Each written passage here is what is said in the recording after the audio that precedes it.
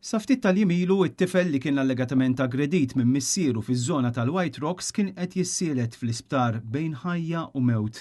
L-istorja tiegħu u ta' oħtu ixxukjat lil bosta għadta ġranet sħaħ fl-ITU u issa mhux biss irkupra sew iżda anke der għall-ewwel darba ma' sħabu ta' Nursery ta' Valletta bħala maskot f'taqali għal partita tal-FA Trophy. It-tifel li jismu ma jistax ixxandar fuq ordni tal-qorti kien sofra feriti serji speċjalment f'rasu. Meta nstab mill-pulizija grazzi għal rapport li għamlet oħtu u kien mitluf minn sensieħ fadira dem. Iżda l-intervent f'waqtu mit-tobba u l-paramediċi kien tista' tgħid mirakolus. Mal-ewwel beda jirrispondi u jum wara l-ieħor kien għamel progress kbir f'saħħtu. Net News kien irrapporta li t-tifel ta' 12 sena ħareġ mill-ITU u kien ġie trasferit f'sala oħra. Dak fih innifsu kien diġà sinjal pożittiv immens biex imbagħad ftit tal-ġranet wara kien sansitra rilaxxat mill-isptar Mater Dei.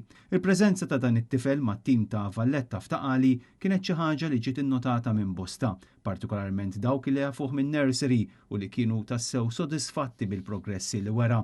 Dwar dan il-każ hemm proċeduri pendenti li għaddejjin fil-qorti. Waqt dawn is-seduti kien ġie spjegat li l-missier kien poġġa pilloli ta' rirqat fl-ikel ta' tfal qabel ħadhom fl-inħawi tal-White Rocks. Hemm seħħet l-aggressjoni bit-tifel stess ikun tant kuraġġuż illi qal lill-oħtu iġri għas-seoklok.